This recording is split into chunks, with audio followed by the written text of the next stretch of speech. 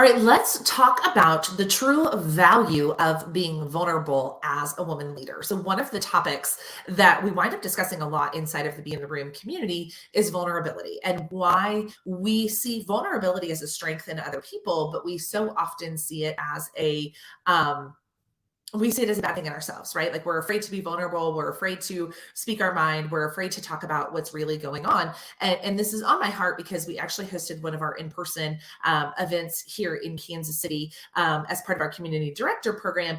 And, when we shared the mission of Be in the Room is really to create a safe space for women leaders to be vulnerable, to talk about the things that they don't talk about in other places.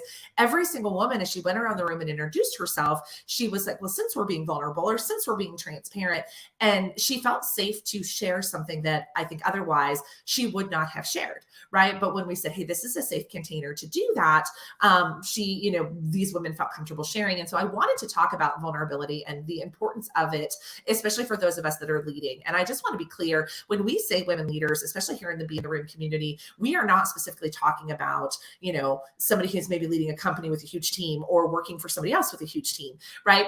You can lead from any seat in the room, right? If you are a parent, you're a leader. If you are as in your job, you are a leader with your friends and family, you are a leader, you're a thought leader. That's literally why you're here. That's why a part of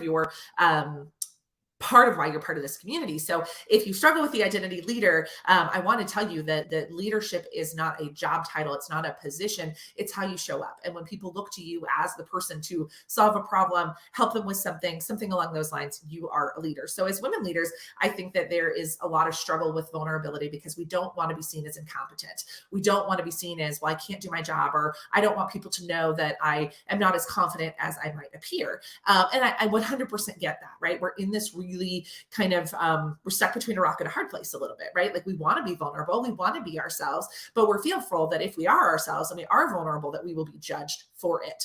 But there are three things that I think are really important when you're thinking about building community, being a part of a community, building that inner circle that we all know is so important and valuable as a woman leader. There's three particular things I want to talk about. First of all is connection, right? When somebody is vulnerable, when they're sharing something about themselves that is real, it is easier to connect to them, right? So when you're sharing something about yourself that is real, you become more relatable, right? You become somebody that people feel like they can talk to, connect with, all of those things. And so connection is just such a valuable part of our role as women leaders. And we want to be connected. We value connection so much. Connection is so part of our wiring. And vulnerability really creates that connection. So part of really sharing your heart, even when you don't feel comfortable sharing your heart, is you're going to create that connection faster with other people. So that's probably the first one, right? The second one is you're going to feel better, right? It feels better when you are being yourself. When you are showing up as the truest version of yourself, you feel better. You're more engaged. When we can take off the mask, when we can truly be ourselves, right? We feel better, right? Putting the mask on all day, pretending to be something we're not, pretending to feel a way that we don't feel, it doesn't feel good, right?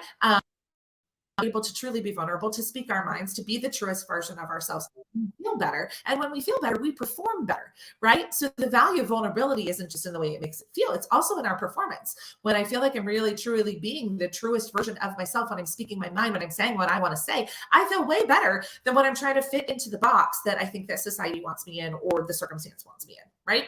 And then the third thing that I think is really a true value of vulnerability is it allows us to attract the right people, right? At Be in the Room, we are all about building a powerful inner circle of humans where you can truly be yourself. And the only way that you can really attract the people that you need into your life in a meaningful way is if you are truly being yourself, right? If you are truly sharing your heart, if you are truly being vulnerable, because if we attract who we are and you're not actually being yourself, you're going to wind up attracting people that you don't want to attract. You're going to wind up with a circle of friends that you're like, how did I get here? And I speak from experience on this one, right? I have been part of several groups of friends over the years where I'm like, how did I wind up here? Like, how are these my people? These are not my people. But the reason that they wound up being part of my inner circle is because I wasn't being true to myself. I wasn't being vulnerable. I wasn't really really sharing myself in a meaningful way. And so I wound up with a friend group. I wound up with an inner circle full of people that were not my people, that were not serving me in any way. So when you think of, okay, I'd really like to be more vulnerable. I'd like to share my heart more. I'd like to be more real. I'd like to really talk about what's going on in my life.